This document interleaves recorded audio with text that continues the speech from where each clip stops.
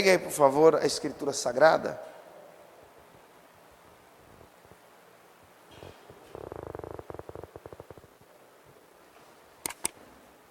Procura o Evangelho segundo Mateus, capítulo 5. Nós vamos hoje continuar o estudo acerca do Sermão do Monte, desse precioso discurso de Jesus. Eu preciso que você preste muita atenção, porque o assunto é um assunto um pouco complexo, é difícil, porque ele é conflitante, e como é um assunto praticamente não explorado, dificilmente é pregado, então você certamente ouvirá algumas coisas que te incomodem um pouco, né? Então eu preciso que você preste atenção, e ficando alguma dúvida, ao término da reunião você me procura, a gente senta, conversa, para que não fique nenhuma dúvida acerca daquilo que você vai ouvir, tá bom? Falar sobre divórcio é falar sobre um tabu. A ideia de Jesus era mostrar para os religiosos que eles haviam tido uma interpretação equivocada da Escritura, e o Novo Testamento mostra que o divórcio só é lícito em caso de traição, de adultério. Então, eu preciso que você preste muita atenção, não deixa nada te atrapalhar. Se você está com o celular ligado, coloca ele no modo avião, tá bom? Ninguém vai mandar mensagem para você agora, você só precisa ouvir esse sermão. Capítulo 5 de Mateus, versículo de número 31. Está escrito assim: também foi dito: qualquer que deixar sua mulher, que lhe dê carta de desquite. Eu, porém, vos digo, que qualquer que repudiar sua mulher, a não ser por causa de prostituição, de porneia, de relação sexual ilícita, faz com que ela cometa adultério. E qualquer que casar com a repudiada, comete adultério. Por que Jesus disse isso? Porque na sua época, e aliás desde os dias de Moisés, as pessoas não davam o casamento a devida credibilidade. As pessoas não cuidavam do matrimônio. E muitas pessoas acabam pedindo o divórcio por questões triviais, por bobagem. O casamento é uma instituição criada por Deus, mas o divórcio não. Então, nos dias de Moisés, por causa da dureza do coração do homem, das irresponsabilidades das pessoas que assumiram uma relação, mas repentinamente desistiam, Deus então precisou criar uma espécie de cláusula na lei. Aquele que porventura se divorciasse, ele tinha que dar uma carta para a repudiada, e os escribas e fariseus, em uma ocasião, eles vão questionar Jesus acerca daquilo que Moisés havia escrito, e então Jesus explica que a ideia de Moisés não era tornar o divórcio como um escape, uma maneira de resolver a questão da crise conjugal. Mas era, em último caso, em última instância, quando chegasse no limite, e realmente a conclusão era que não tinha mais jeito. Então, nesse caso, deveria se divorciar. A ideia da minha mensagem é falar algumas coisas importantes acerca do vínculo matrimonial e depois entrar nessa questão do divórcio. Pastor, é lícito se divorciar? A pessoa que se divorcia, ela pode casar de novo? É isso que nós vamos ver nesse sermão. Curva sua cabeça, feche os olhos, por favor.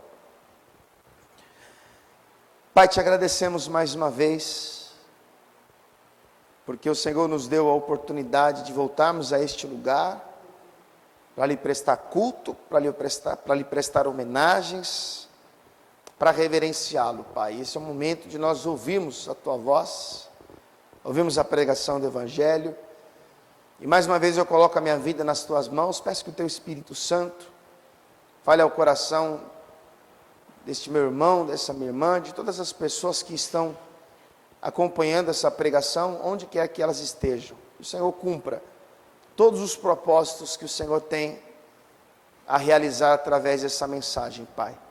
Que assim seja feito em nome de Jesus. Amém. E graças a Deus. Senta um minutinho aí no seu lugar, por favor.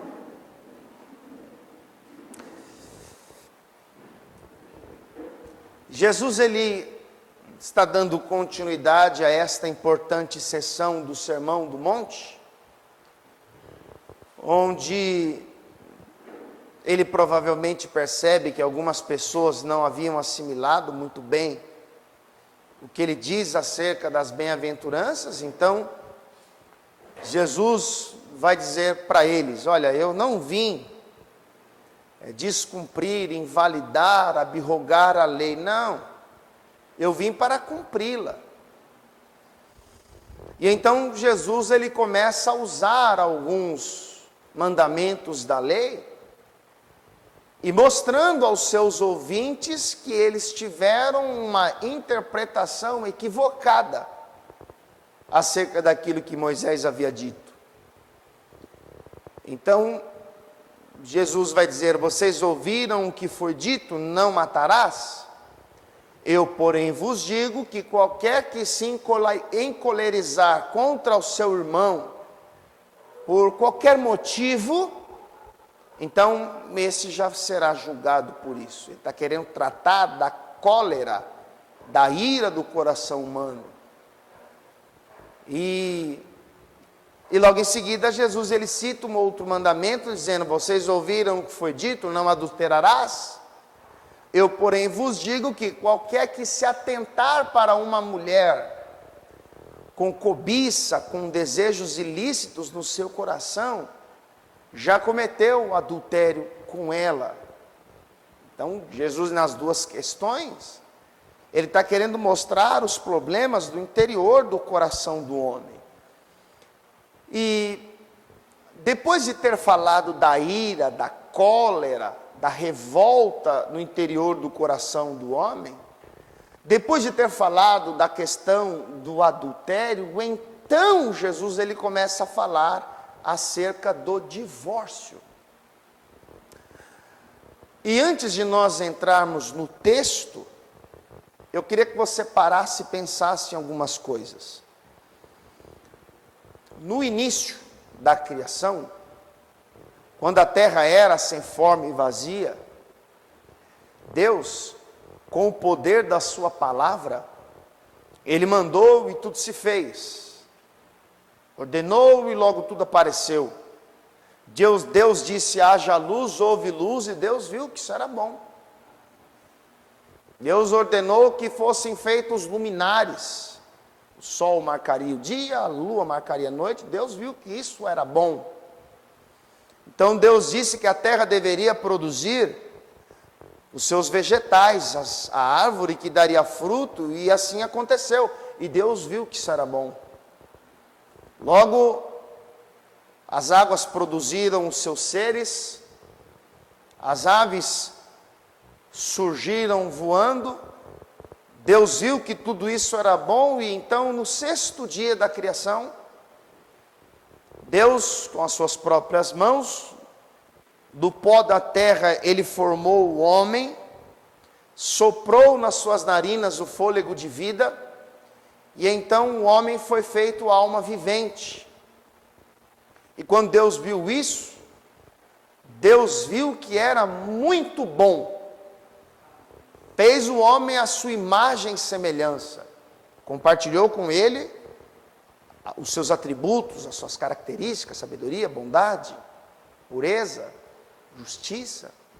E Deus vai dar ao homem o domínio sobre os animais, o domínio sobre a vegetação.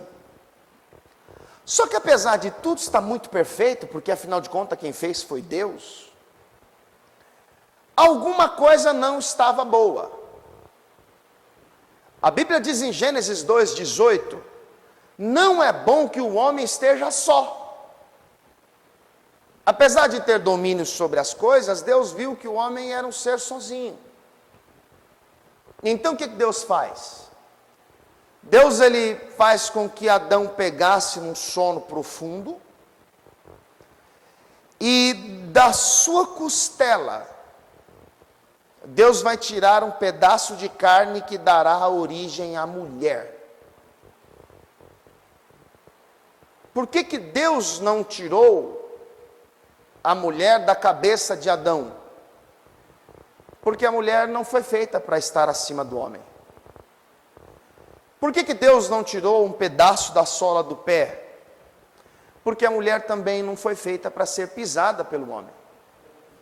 Deus tirou um pedaço da costela de Adão e formou a mulher para lhe ser a adjutora, a ajudadora.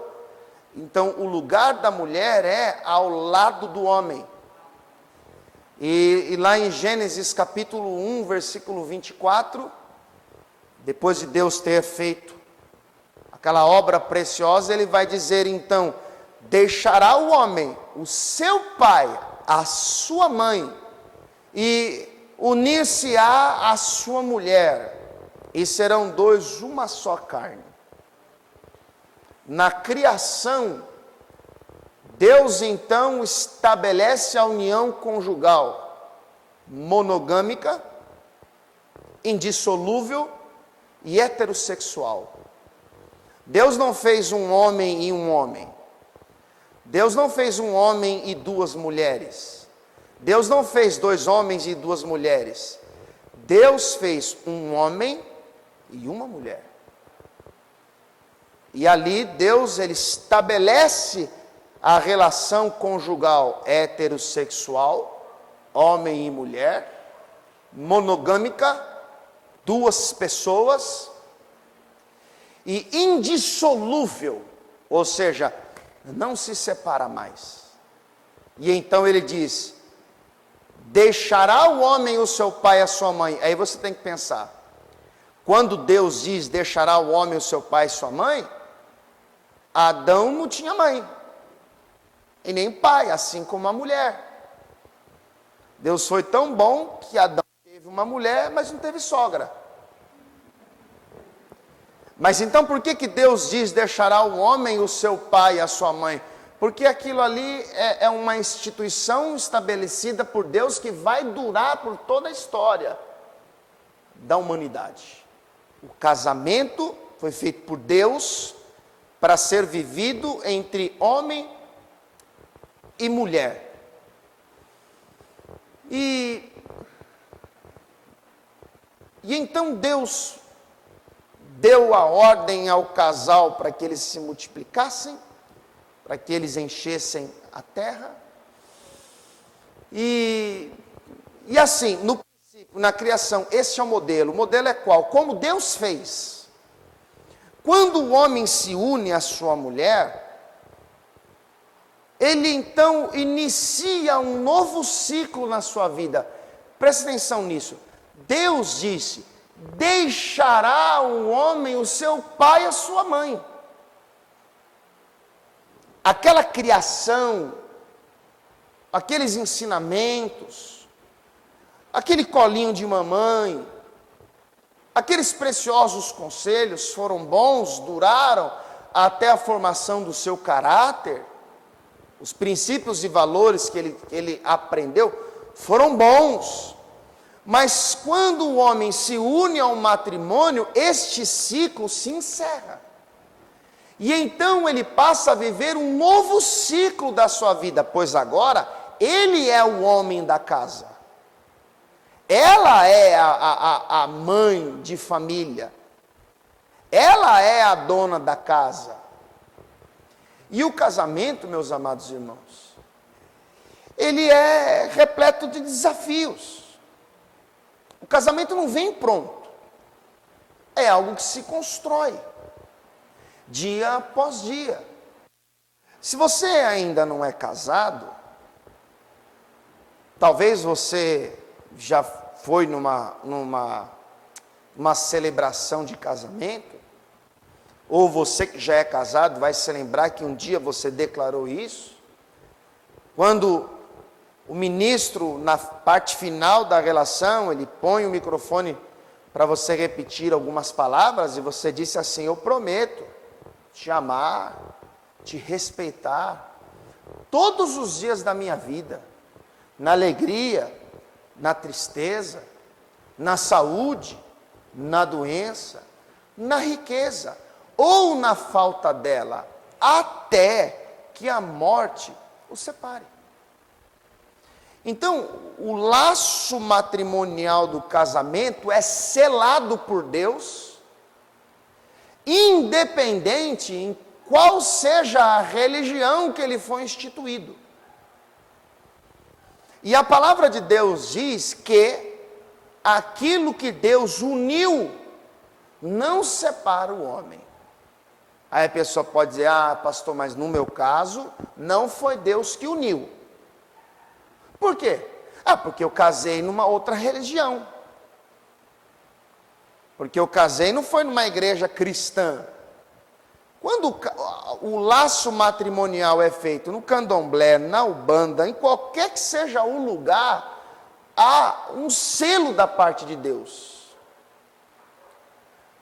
E quando o homem ele contrai núpcias, quando o homem ele se une à sua mulher em matrimônio, então ele tem os seus deveres, as suas obrigações, as suas responsabilidades.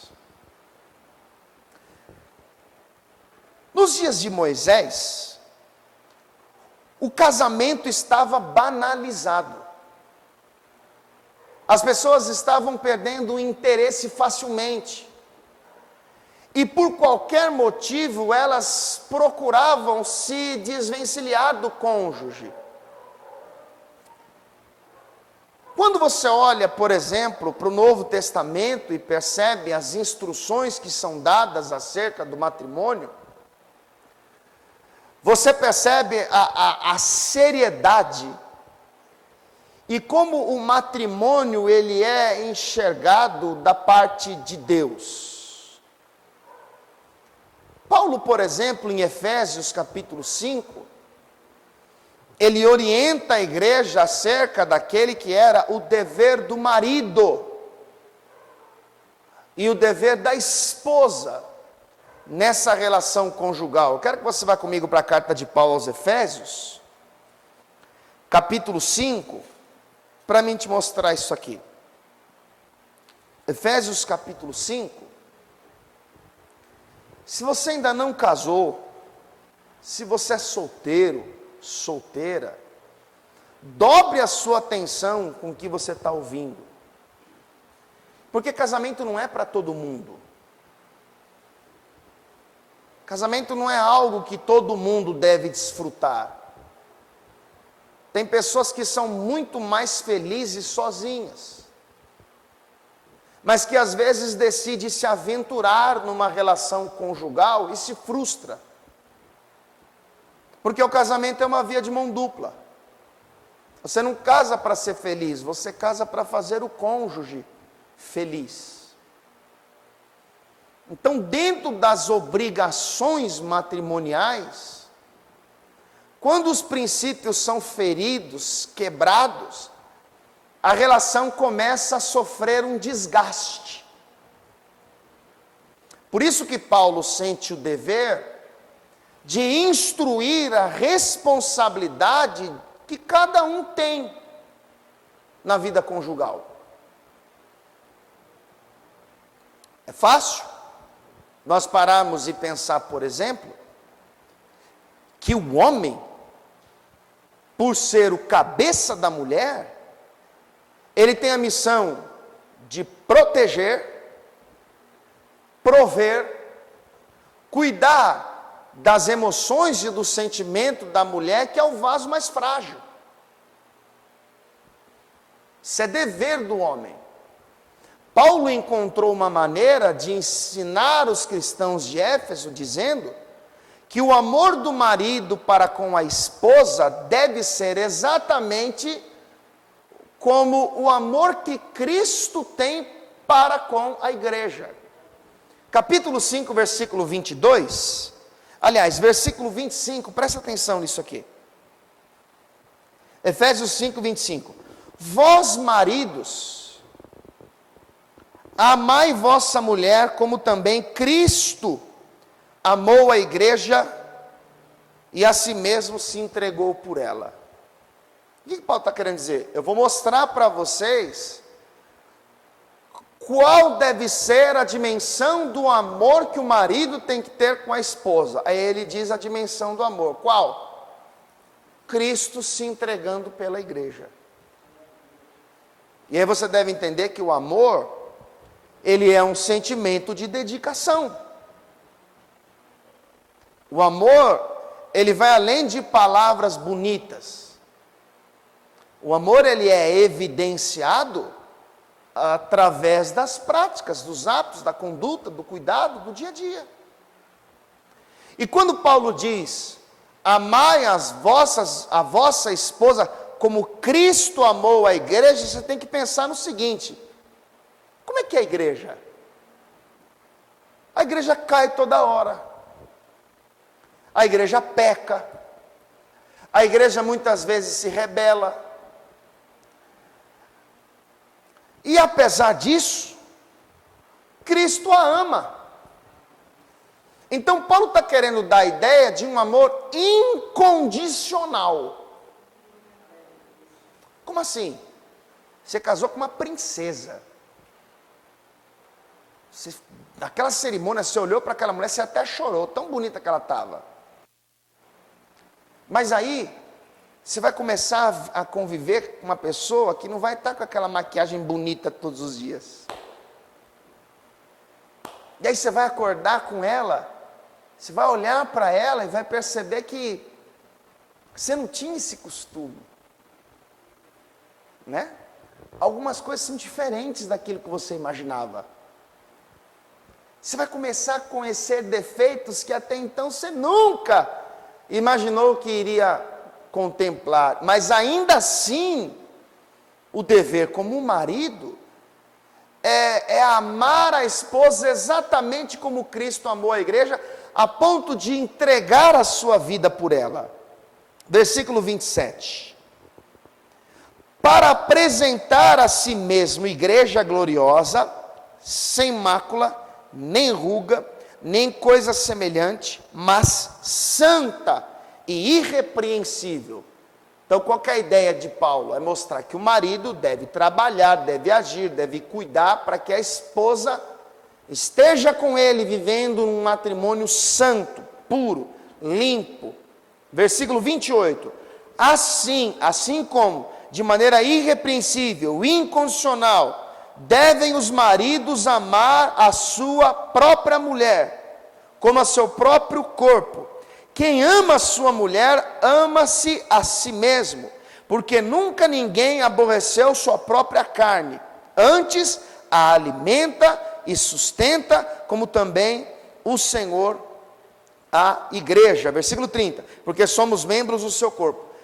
Aí no versículo 31, está escrito assim: por isso deixará o homem seu pai e sua mãe, e se unirá à sua mulher, e serão dois numa carne. Então Paulo está citando Gênesis 1, 24, que é exatamente como Deus instituiu o casamento no princípio. Homem e mulher, monogâmico, heterossexual e indissolúvel. Paulo está dizendo, é assim, esse é o dever do marido: cuidar, proteger, prover, cuidar do emocional, do espiritual, para que a mulher seja santa, pura, irrepreensível. Mas ele no mesmo texto fala também dos deveres da mulher. A Bíblia diz em Provérbios capítulo 14, versículo 1, que a mulher sábia edifica sua casa, a tola destrói com as próprias mãos. A Bíblia diz em Provérbios 31, versículo 30, enganosa é a beleza, porque ela passa. Vã é a formosura, porque a idade chega. Mas a mulher que teme ao Senhor, essa será louvada. Entende isso aqui? A mulher é o importante pilar na saúde espiritual do matrimônio. É ela que edifica. Então, olha aqui que Paulo escreve acerca dos deveres da mulher no matrimônio. Versículo 22. Vós, mulheres, sujeitai-vos a vosso marido, como ao Senhor, porque o marido é a cabeça da mulher, como também Cristo é a cabeça da igreja, sendo ele próprio o Salvador do corpo. De sorte que, assim como a igreja está sujeita a Cristo, assim também as mulheres sejam em tudo sujeitas ao marido. Ou seja, o cabeça do relacionamento é o homem e não é a mulher. Deus não fez Eva e depois fez Adão para ajudá-la. Deus da costela de Adão fez a Eva para ser o quê? Auxiliadora, adjutora. O cabeça da mulher é o homem. A missão da mulher, ao ser submissa ao marido, é justamente ajudá-lo na missão que ele tem a cumprir. Por isso que Deus colocou a mulher ao lado do homem. Olha, o que esse homem tem para fazer, sozinho vai ser difícil. As responsabilidades que ele tem, os seus afazeres, o seu dever, sozinho não é bom que ele seja. Então, farei uma mulher para ser ajudadora, adjutora. E quando estes papéis são invertidos, tem tudo para dar errado. Porque tem mulher que quer ser cabeça. Tem mulher que quer governar sobre o marido. E você precisa entender, mulher, que quando os dois têm opiniões diferentes, a que deve prevalecer é a do homem, porque ele é o cabeça. E aí você precisa começar a parar e pensar. Porque se o casamento é feito de deveres, se a própria palavra de Deus precisa escrever qual é a responsabilidade de cada um, nós não podemos invocar o santo nome de Deus, suplicando a bênção do Senhor no nosso matrimônio, se ferirmos estes princípios. Então, como é que isso funciona na prática? Quem é a pessoa que tem que sair de casa para trazer o sustento? Por dever? É o homem. Quem é que passa mais tempo fora do seu lar, trabalhando em busca do alimento cotidiano? É o homem. Então, como é que a mulher age, trabalha, atua para que as coisas aconteçam de acordo com aquilo que Deus espera? A mulher então deve trabalhar para tornar a vida do marido mais fácil, dando suporte, cuidando dos filhos, trabalhando para que a missão do marido, que normalmente é difícil, seja um pouco mais suave e agradável. Esse é o papel da adjutora. E o marido? O marido age para que a mulher se sinta bem naquilo que faz. O marido age para que a mulher se sinta honrada com o seu cuidado, com o seu apoio, com a sua dedicação. Isso é o mínimo. Agora, deixa eu te mostrar mais uma coisa importante também, quando o assunto é responsabilidade conjugal. Porque daqui a pouco nós vamos entrar na parte difícil de se ouvir. Até aqui está uma maravilha. Até aqui está tudo muito bom. Procura 1 Coríntios capítulo 7. Eu quero mostrar para você um texto escrito por Paulo. Qual era a intenção de Paulo? Trazer importantes instruções acerca do matrimônio. 1 Coríntios capítulo 7, versículo de número 3, está escrito assim: o marido pague à mulher a devida benevolência, e da mesma sorte, a mulher ao marido. A mulher não tem poder sobre o seu próprio corpo, mas tem o marido. E também da mesma maneira, o marido não tem poder sobre o seu próprio corpo, mas tem a mulher. Versículo 5. Não vos desfraudeis um ao outro, senão por consentimento mútuo, por algum tempo, para vos aplicardes a oração, e depois ajuntai-vos outra vez, para que Satanás não vos tente pela vossa incontinência. Sabe o que Paulo está querendo dizer? O marido deve satisfazer a sua esposa intimamente.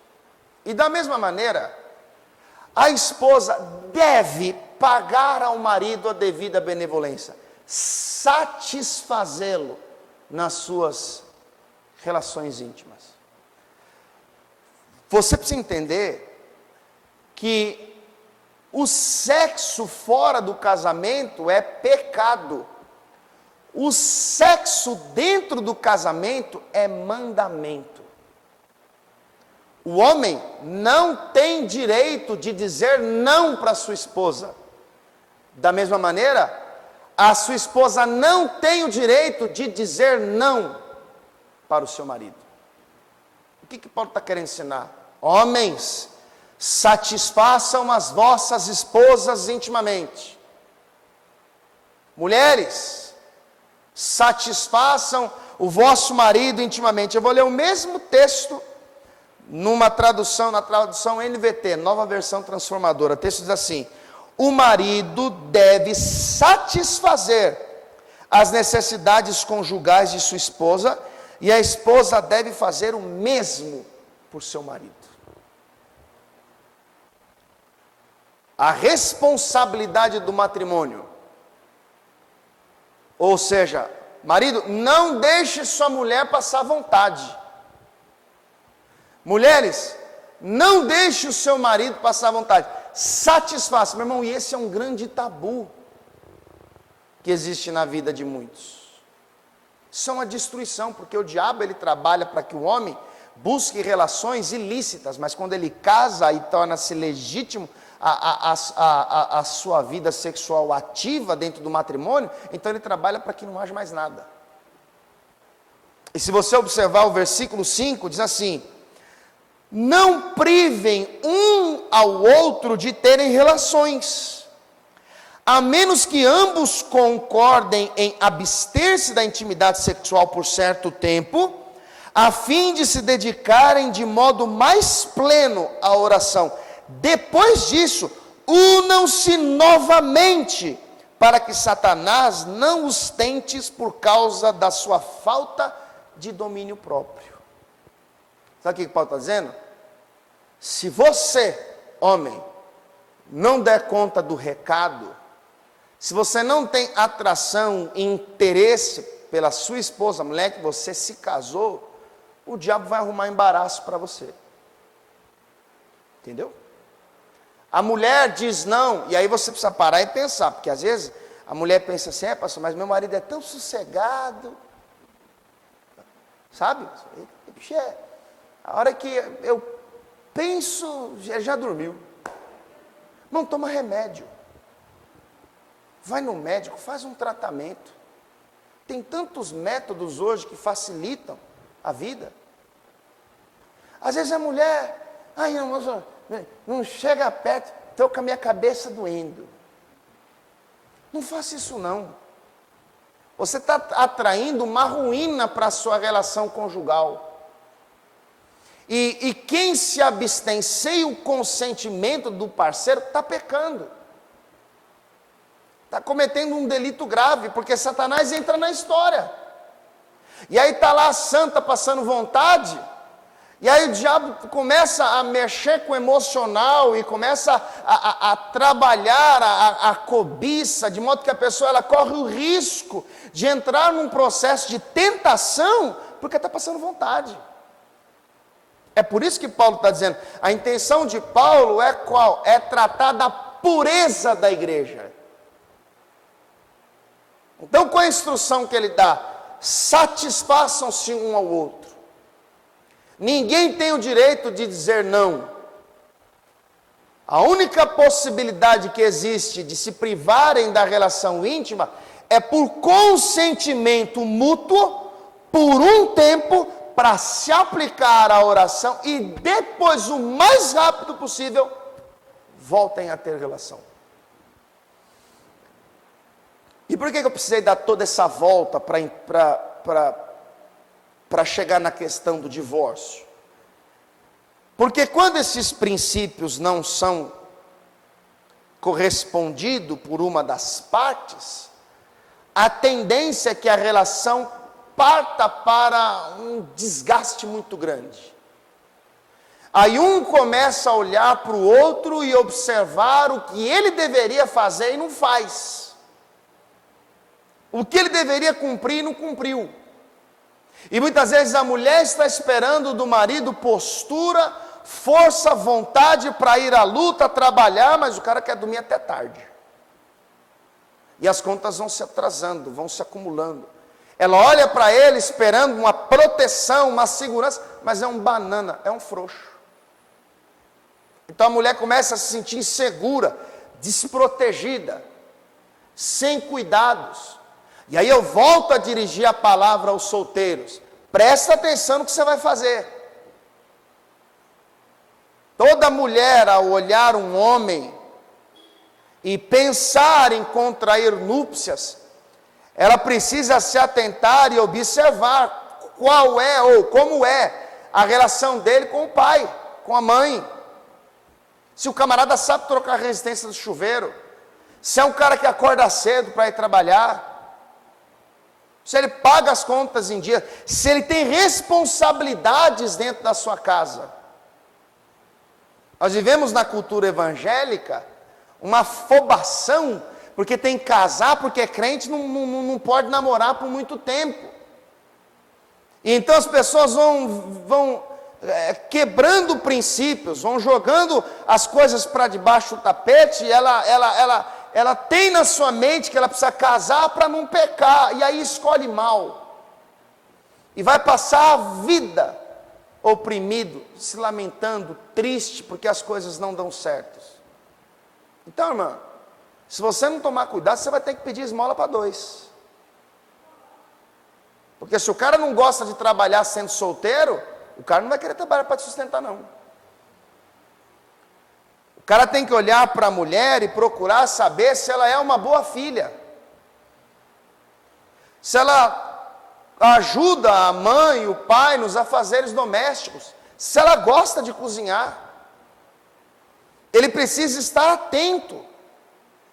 Porque se essas coisas forem desprezadas, nós temos que entender que o divórcio ele começa no namoro. O divórcio, ele começa antes da troca das alianças. Então, quando esses princípios começam a ser violados, a tendência é que o desgaste, a tendência é que aquela rotina, aquelas cobranças, aqueles conflitos vai gerando enfado, a ponto da relação começar a se tornar desinteressante. Porque ele olha para a mulher e ele percebe que trabalhou o dia inteiro, chegou em casa, não tinha comida, e a mulher que deveria acordar às 8, acorda meio-dia. E aí ela olha para o cara sabendo que a crise afetou lá, que está faltando recurso, está faltando isso, e ao invés dele acordar cedo e ir para a rua procurar trabalho, não, ele acorda meio-dia. E aí daqui a pouco um começa a fazer críticas ao outro. E aí o ambiente vai ficando pesado, tenso, conflitante, cheio de atritos. Por hora o respeito começa a faltar, e então acontece aquilo que acontece muitas vezes. As coisas fogem do controle. E é muitas vezes nessas ocasiões que as pessoas entendem que o melhor a fazer é olhar para a porta de saída. É procurar a sorte de uma outra maneira. Dos dias de Moisés, como eu disse a você, o casamento havia sido banalizado. De modo que quando o homem ficasse triste com algo feio que viu na mulher, já era motivo para dizer, pega suas coisas, arruma e vai embora. Então foi aí que Moisés então escreveu o que está escrito lá em Deuteronômio capítulo 24, eu quero que você vá comigo até lá. Deuteronômio capítulo 24.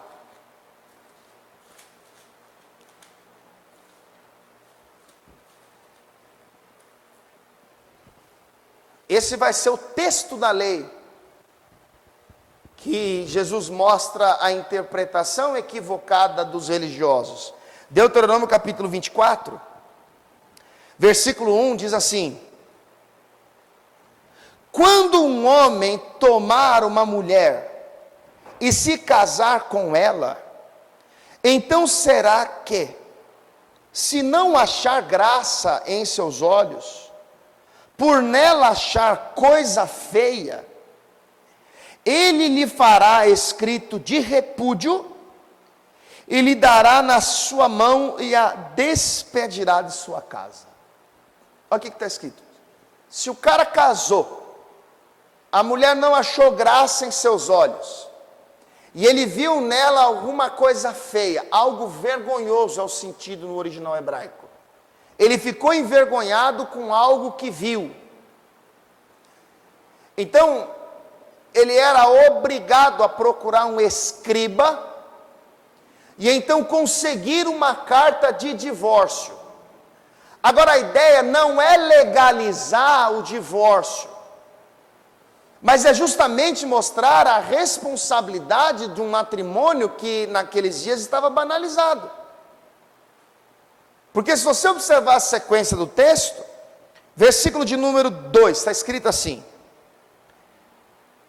se ela, pois, saindo da sua casa, for se casar com outro homem, e esse último homem a aborrecer e lhe fizer escrito de repúdio, e lhe der na sua mão, e a despedir da sua casa, ou se este último homem que a tomou para si por mulher vier a morrer, então seu primeiro marido que a despediu, não poderá tornar a tomá-la para que seja sua mulher.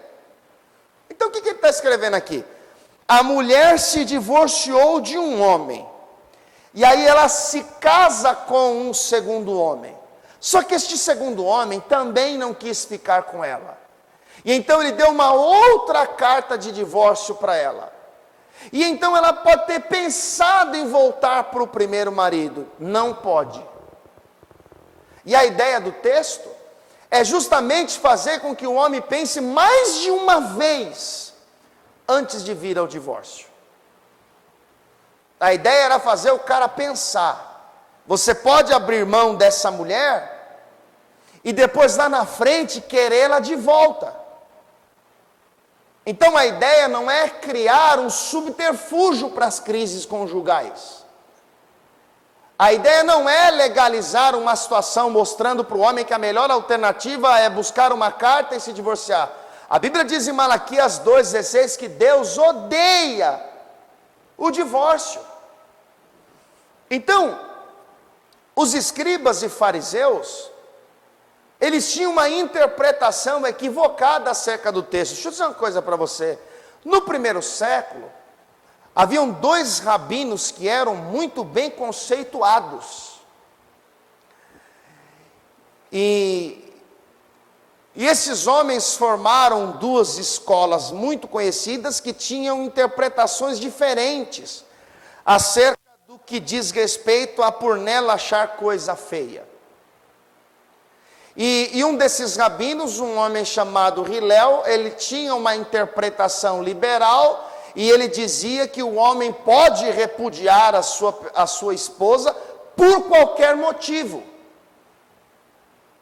Ou seja, se você comeu uma comida que ela fez, estava ruim, você pode mandar ela embora desde que você dê uma carta de divórcio. Se você viu que ela não se arrumou como deveria, se você descobriu que ela não era o que você pensava, então você pode ter uma carta de divórcio e despedi-la. Essa era a interpretação de Hilel. Mas o segundo rabino bem conceituado no primeiro século era um homem chamado Shammai.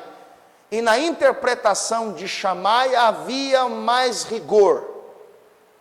E ele então dizia que o único motivo que dava legitimidade ao divórcio era o adultério, a infidelidade conjugal. E ciente disso, os religiosos vão até Jesus numa situação querendo surpreendê-lo, querendo saber que tipo de escola que Jesus dava credibilidade, a escola de Hilel ou a escola de Shammai. E então eles perguntaram para Jesus, vai comigo aqui, para o Evangelho segundo Mateus capítulo 19, Mateus capítulo 19,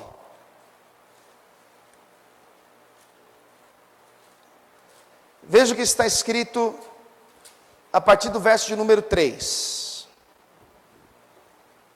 Porque agora Jesus vai tocar no assunto que diz respeito ao divórcio. Mateus capítulo 19, versículo 3. Então chegaram ao pé dele os fariseus, tentando-o e dizendo: é lícito ao homem repudiar sua mulher por qualquer motivo? Olha a pergunta. O homem pode se divorciar porque a mulher é feia? O homem pode se divorciar porque a mulher, a comida dela não é boa? O homem pode se divorciar porque a mulher falou mal dele, porque ela não arrumou a casa? O homem pode se divorciar por qualquer motivo? Versículo de número 4. Ele, porém, respondendo, disse-lhes: não tendes lido que no princípio o Criador fez macho e fêmea? E disse: portanto deixará o homem o pai e a mãe, e se unirá à sua mulher, e serão 2 numa só carne. Assim não são mais 2, mas uma só carne. Porque o que Deus ajuntou, não separe o homem. Sabe qual é a resposta que Jesus dá? Não é lícito o homem repudiar a sua mulher por qualquer motivo. Em outras palavras, Jesus está dizendo, não é legítimo o divórcio por motivos triviais, fúteis. O homem não deve buscar o divórcio porque há incompatibilidade de gêneros, porque a sogra é insuportável, porque os cunhados não têm noção, porque eles brigam, discutem. O homem não deve buscar o divórcio porque a esposa não é o que ele esperava ou vice-versa. Então Jesus está usando uma linguagem mais rígida para mostrar que o homem não deve procurar o divórcio por qualquer motivo. Por isso que eu disse a você que o casamento é sério, que tem as suas responsabilidades. Você tem que pensar. Porque a partir do momento que você disse sim, que você fez um juramento, você fez um voto, você vai ter que lutar até os últimos dias da sua vida para sustentar esse negócio. Então, é isso que Jesus está querendo mostrar. Aí, olha o versículo de número 7, a interpretação errada dos religiosos. Versículo de número 7. Disseram-lhe eles: então por que mandou Moisés dar-lhe carta de divórcio e repudiá-la? Agora a questão é que Moisés não mandou dar carta nenhuma. A ideia de Moisés não foi sugerir algo que seria bom para as vontades dele, porque todo mundo queria se divorciar. E Moisés não ordena que dê carta de divórcio, mas ele apresenta a situação como última instância, como última situação, quando não tem mais o que fazer. Então, sim, para a proteção da mulher, então o homem deveria correr atrás de um documento, de uma carta de divórcio. Aí olha o que Jesus vai responder no versículo 8. Disse-lhes ele: Moisés, por causa da dureza do vosso coração, vos permitiu repudiar vossa mulher, mas ao princípio não foi assim. O que Jesus está dizendo? Moisés não mandou ninguém divorciar, mas ele permitiu. Por quê? Por causa da dureza do coração do homem, mas no princípio não era assim. Ou seja, Jesus vai usar o princípio da criação. Por isso que eu comecei a mensagem citando o princípio. Porque o que Deus estabeleceu como princípio de uma relação conjugal foi lá no princípio. Quando ele estabeleceu, o homem deixa o pai, deixa a mãe, se une à sua mulher, começa essa nova etapa da sua vida, e os dois serão uma só carne. O que Deus uniu, o homem não separa.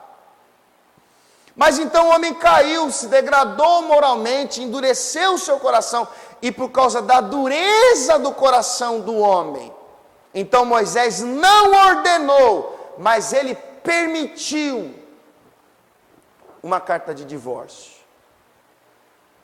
Mas no princípio não era assim, não foi isso que Deus estabeleceu, não foi Deus que criou o divórcio. Ao contrário, Jesus diz: olha, o que Deus uniu, não separe o homem. O que Deus uniu tem que perseverar, tem que prevalecer. Não, pastor, mas você não sabe o que eu passo, nem quero saber. Você casou, irmão, segura a onda. Foi você que fez a escolha. Cada um tem sua cruz. A ideia é você olhar para o seu interior e ver que você talvez tenha deixado a desejar na sua vida conjugal. Você sabia que 70% das pessoas que se casam pela segunda vez se divorciam? Porque elas acreditavam que o problema era o outro. E quando casam, vivem crises semelhantes às vividas no casamento anterior. Então o que Jesus vai dizer? Moisés não mandou dar carta. Moisés permitiu. Por quê? Por causa da dureza do coração. E a dureza do coração é exatamente assim. E escute, porque nós conversamos com pessoas que vivem crise conjugal. Quando é que a dureza do coração acontece? Quando o homem só consegue enxergar o problema do outro. Ele só enxerga problema na mulher. A mulher só enxerga problema do homem. Então ele cria a expectativa de que ela vai mudar, mas ele não se esforça. Porque para ele é daquele jeito, a cartilha é aquela, tem que ser assim, assim, assim. E se não for assim, assim, assim, não. Porque ele tem um coração duro. Enquanto a mulher age da mesma maneira. Então por causa dessa dureza de coração, chega uma hora que não dá mais. E esse não dá mais por causa da dureza do coração do homem, faz com que os casamentos terminem. Agora a questão, meus irmãos, é a seguinte: uma vez que o homem se separou, uma vez que o homem buscou o divórcio, é lícito ele contrair novas núpcias? Porque aqui que está o X da questão. Nós lemos no texto, no início da mensagem, Jesus dizendo o seguinte, que se a mulher, ela recebe a carta de divórcio, e aquela união não terminou por causa de adultério, e ela se casa novamente, ela se torna adúltera, como também a pessoa que se casou com ela. Então, o cara casou, a mulher casou, fizeram-se uma só carne. O tempo passou, e eles não souberam lidar com as crises. Brigavam, discutiam, tinham problemas. Não houve infidelidade conjugal, mas eles tomaram a decisão de se divorciarem. Eles não podem casar de novo. Porque se casarem de novo, isso se chama adultério. Deixa marcar essa página aqui, porque a gente vai voltar aqui. Vá comigo lá para 1 Coríntios capítulo 7. 1 Coríntios capítulo 7.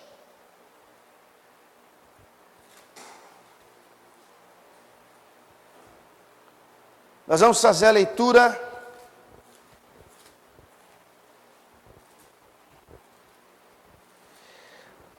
Primeiros Coríntios capítulo 7, versículo de número 10.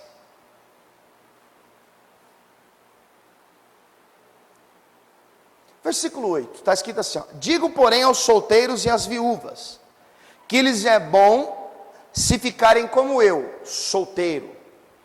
Versículo 9, mas se não podem conter-se, casem-se, porque é melhor casar do que abrasar, é melhor casar do que ficar queimando de desejo. É isso que Paulo está dizendo, olha, seria bom se os solteiros e as viúvas não se casassem, mas como cada um tem a sua natureza sexual, e uns são mais compulsivos, outros são menos, uns têm muito desejo, outros têm pouco, para que não fiquem queimando de desejo, então é melhor casar. É isso que Paulo está ensinando. Agora, versículo 10. Todavia aos casados mando não eu, mas o Senhor, que a mulher não se aparte do marido.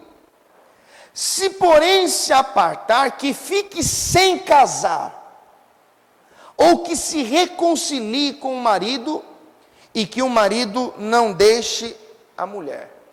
Ó, casou, não separa, foi Deus que uniu. Quer separar? Quais são os motivos?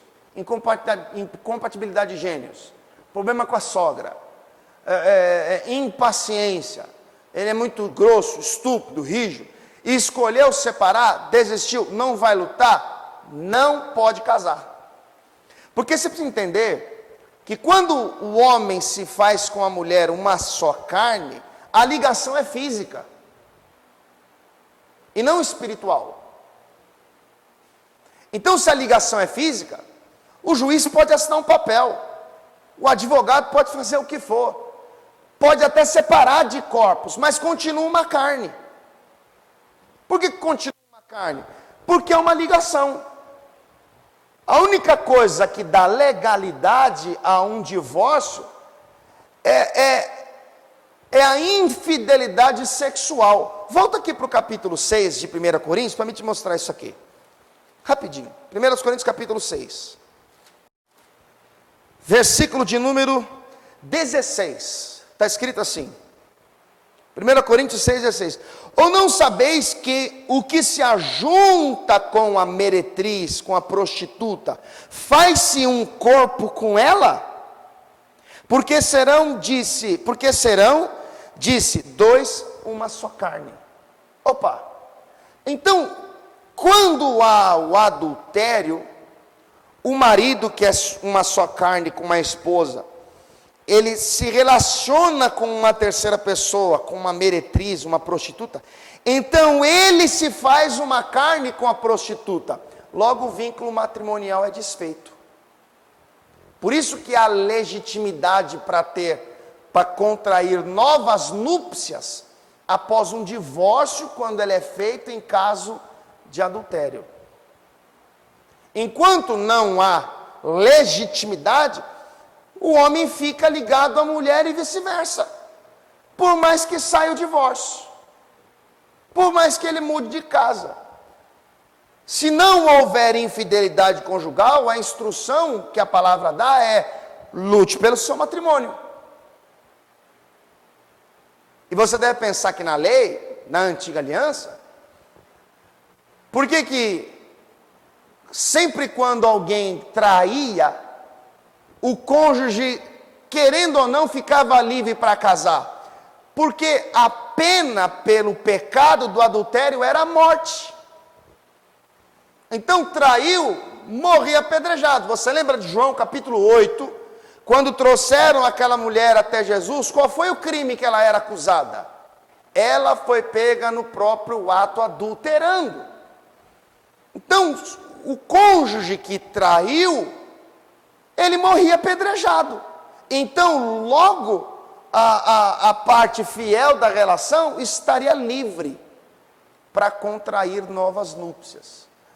Agora, se não houver infidelidade, mas a pessoa quer, insiste, desistiu, não tem esperança, não tem fé, não tem disposição para lutar pelo seu matrimônio, pode separar, mas não pode contrair novas núpcias. Porque se assim fizer, torna-se adúltera, assim como a pessoa que se unir a ela em matrimônio. Volta lá para Mateus capítulo 19. Quem entendeu até aqui, diga glória a Deus. Mateus capítulo 19, versículo 8. Jesus dizendo: Moisés, por causa da dureza do vosso coração, vos permitiu repudiar a vossa mulher. Mas ao princípio não foi assim. Eu vos digo, porém, que qualquer que repudiar sua mulher, não sendo por causa de prostituição, e casar com outra, comete adultério. E o que casar com a repudiada também comete adultério. Então, Jesus está falando aqui o que Paulo vai dizer lá na frente. Você se separou? Qual foi o motivo? Não quis mais, cansei. Você se separou? Qual foi o motivo? Ah, ela é feia, dorme sem tomar banho. O que foi? A minha sogra fica pegando no pé. Ah, se separou? Por quê? Porque eu queria comprar uma casa aqui, ela queria comprar ali, não deu certo. Você casou por quê? A gente não se suportava mais. Ok. Decidiu se separar? Ok. Permaneça sozinho. Está vendo como é que é difícil ser crente? Porque as pessoas mal saem de uma relação, já estão fazendo planos para outra. Mal destrói a vida de um, já estão querendo destruir do outro. E quem está falando isso é o dono do reino. Se não houve prostituição, se não houve adultério, deve ficar sozinho. Agora, o que me assusta é a reação dos discípulos. Porque os caras que estavam mais próximos de Jesus eram os discípulos. Então eles deveriam pensar: Senhor, Deus me livre, eu vou ser fiel ao meu matrimônio. Eu vou honrar a minha esposa. Jamais farei algum mal a ela. Mas olha o que eles vão dizer, versículo 10. Disseram-lhe seus discípulos: se assim é a condição do homem relativamente à mulher, não convém casar. Como é que é? Então, se casar não pode separar? Se tiver problema, se achar coisa vergonhosa, se for assim, não pode casar, Jesus? Não. Então, se é assim, é melhor nem casar, Jesus, é isso mesmo. Porque casamento não é para todo mundo. Casamento não é para qualquer um. Se você é uma pessoa que gosta de viver sozinha, você gosta de ser independente, você quer ficar em silêncio, quer ficar num quarto trancado, você não quer viver, não casa. Casamento não é para você. Você gosta de ter a sua privacidade, você gosta de viver no seu cantinho isolado, se você quer fazer o que você quer da sua vida, não casa, casamento não é para você. Por isso que Jesus vai dizer na sequência do texto, olha o versículo 11, Ele, porém, lhes disse: nem todos podem receber essa palavra, mas só aqueles a quem foi concedido. Porque há eunucos que assim nasceram do ventre da mãe, e há eunucos que foram castrados pelos homens, e há eunucos que se castraram a si mesmos por causa do reino dos céus. Quem pode receber isso, que o receba. O que Jesus está falando? Tem pessoas que nasceram preparadas para ter uma vida boa no matrimônio. Tem pessoas que conseguem viver sozinhas, sem ter a carne pegando fogo de desejo. Tem pessoas que conseguem ter uma vida normal, solteira, sem nenhuma necessidade íntima. Então a ideia de Jesus é mostrar que casamento não é para todo mundo. E se você casa na expectativa de se aventurar, você está fazendo uma grande bobagem. Porque o casamento traz consigo as suas obrigações, os seus deveres, as suas responsabilidades. E o que as pessoas fazem? Se apaixonam, se emocionam, fazem planos, não se estudaram, não se conhecem, fazem tudo errado e aí casam. Dali um tempo casa de novo, depois casa, daqui a pouco tem gente que tem 3, 4 casamentos. Por isso que Jesus está dizendo: não, você se separou e não houve infidelidade conjugal, então você não pode casar de novo. É duro de ouvir isso, não é? Mas é o que Jesus ensina, é o que ele está querendo mostrar para os religiosos que entendiam que a carta de divórcio era um subterfúgio, era algo que legalizava a falta de interesse e comprometimento com o matrimônio. Jesus está dizendo: não, Moisés não mandou ninguém divorciar, mas por causa da dureza do coração, então ele permitiu a carta de divórcio.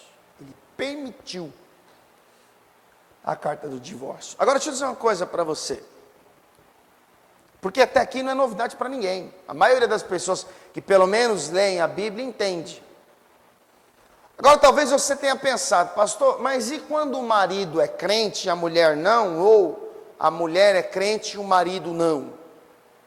Ou, pastor, e se a mulher está sendo violentada, agredida, espancada pelo marido? E naqueles casos onde a mulher vai na delegacia, faz uma queixa, e aí tem uma medida protetiva, a Lei Maria da Penha entra na causa dela, como deve proceder? Presta atenção nisso aqui. Aliás, vamos voltar lá para 1 Coríntios capítulo 7.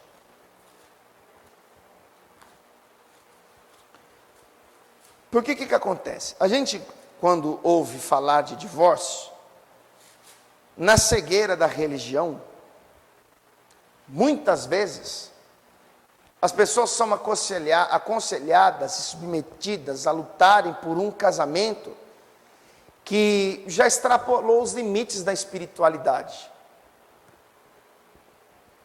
Então, por exemplo, existem casos que o marido bate na mulher. A mulher sofre agressões físicas.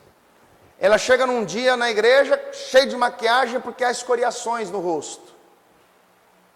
Aí no outro culto já é outra marca.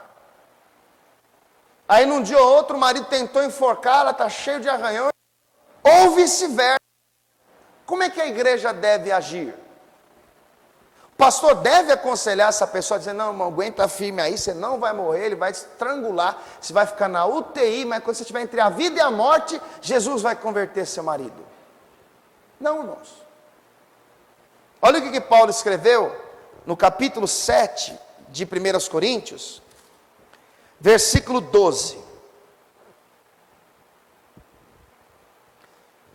Mas aos outros digo eu, não o Senhor: se algum irmão tem mulher descrente, e ela consente em habitar com ele, não a deixa. Olha o exemplo: o homem é casado com uma mulher descrente. Ele conheceu a Cristo, ele tem um matrimônio, ele se converteu, então ele professa a fé em Cristo, ele busca a Deus, aplica a sua vida em oração, ele estuda a Bíblia, ele está na igreja. mas a mulher dele é descrente, ela não crê em Jesus, mas ela não vê problemas nessa relação, então o marido não deve deixá-la, não deve, deve continuar com ela, porque ela não vê problema. É igual a mulher é convertida, a mulher é santa, ela é fiel a Deus, ela busca a Deus. O marido é um turrão, bicudo, encrenqueiro, parece que tem uma ferradura, mas ele consente em habitar com ela, ele não quer ir embora, ela também não, eles até vivem bem, apesar das indiferenças religiosas. Então não deve deixar, deve perseverar na relação. Agora veja o que está escrito na sequência do texto. Versículo 14. Porque o marido descrente é santificado pela mulher, e a mulher descrente é santificada pelo marido. De outra sorte, os vossos filhos seriam imundos, mas agora são santos. Agora olha o 15. Mas, se o descrente se apartar, aparta-se, porque nesse caso, o irmão ou a irmã não está sujeito à servidão, mas Deus chamou-nos para a paz. Eu vou ler esse texto na Nova Tradução Transformadora, para você entender melhor o que está escrito. Está escrito assim: se porém o cônjuge descrente insistir em se separar, deixe-o ir. Nesses casos, o irmão ou a irmã não está mais preso a outra pessoa, pois Deus o chamou para viver em paz. Como assim? A mulher quer servir a Deus, quer buscar a Deus, só que o marido é descrente e ele quer ir embora por causa da fé dela. Ela deve abandonar a sua fé por causa da descrença do seu marido? Não. O cara quer ir embora, tem certeza que quer ir embora, não quer mudança, deixa o cara aí, paga o Uber para ele e manda ele embora. É o que a Bíblia está dizendo. E nesse caso, a pessoa não está ligada a ele. Olha que coisa interessante. Por isso que eu usei esse exemplo. O marido descrente, ele espanca a mulher, ele humilha, ele bate, ele agride. Ela tem medo de morrer. Ele violou o princípio, porque ele deveria ser aquele que oferece segurança, ele deveria ser o protetor, o que traz a provisão, ela deveria se sentir segura próximo a ele. Mas não, ela olha para ele, ela tem medo, porque ele é agressivo, ele é violento. Ela sabe que ela não pode dormir em paz, porque a qualquer momento ele pode chegar e apertar, tentar contra a integridade física. Ou seja, além de não cumprir com a sua responsabilidade, ele ainda coloca a vida dela em risco. Ela não é obrigada a ficar com um cara desse. Foi agredida, ela deve ir até a delegacia, registrar um boletim de ocorrência. Esse homem, e inclusive tem muito crente que age assim, ele deve ser considerado descrente. E deste modo, não tem mais ligação entre, ou como marido e mulher. Por quê? Porque Deus os chamou para a paz. Eu vou ler de novo o texto para você. Se porém o cônjuge descrente insistir em separar, deixe-o ir. Nesses casos, o irmão ou a irmã não está mais preso a outra pessoa, pois Deus o chamou para viver em paz. Não, pastor, mas dói aqui, dói ali, sabe, eu ando de muleta, já estourou a minha coluna, eu já perdi o dedão do pé por causa dele, estou cheio de marca de violência no corpo, mas eu tenho a esperança de que um dia ele vai se converter. Eu tenho a esperança que um dia ele vai ser santificado, vai virar um homem de Deus. Engano seu. Você pode estar correndo um risco muito grande. Porque olha o que Paulo diz na sequência do texto.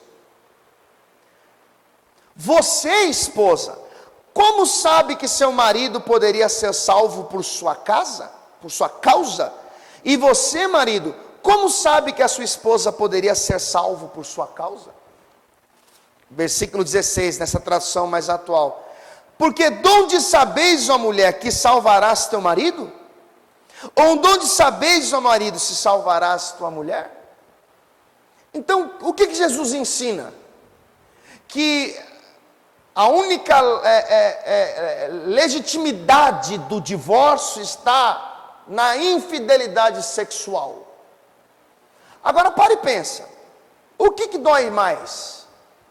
O que incomoda mais? Ser traído ou ser violentado fisicamente?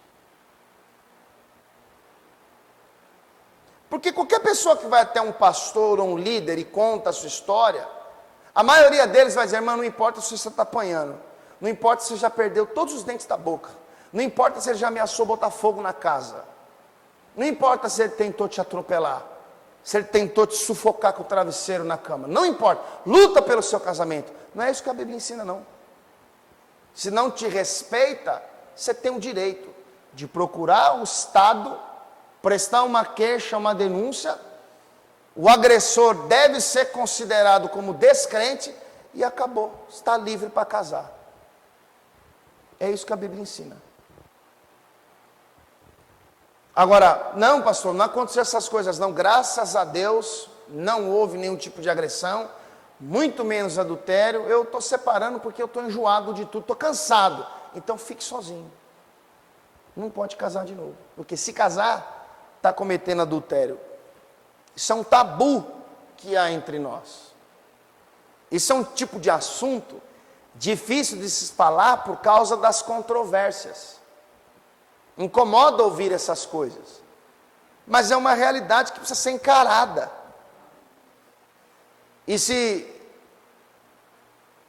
há 10, 20, 30 anos isso fosse ensinado com responsabilidade nas igrejas, não teria tanta gente na igreja no terceiro, quarto casamento. Você vê o irmão chegando na igreja, é filho do pai do primeiro casamento, e esse? Do segundo casamento. Isso aqui é do terceiro casamento. Que foi uma queda que eu tive. E a ideia de matrimônio fica banalizada. A igreja fica sem a sua pureza, a sua santidade. Por isso que Jesus vai dizer, olha, vocês ouviram o que foi dito? Uma mulher, quando for repudiada, deve ter carta de divórcio. Eu tenho uma coisa a mais para dizer. Quem casar de novo, por qualquer motivo que não seja infidelidade conjugal, está em adultério. Vamos ficar todos de pé, por favor.